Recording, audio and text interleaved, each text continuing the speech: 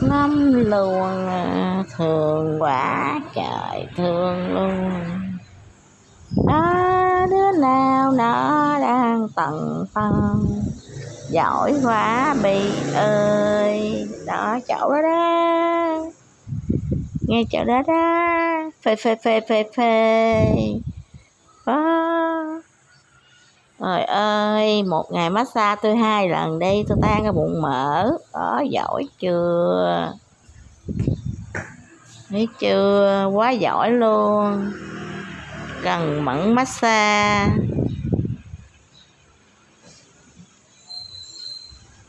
Thương quá trời thương. Đó.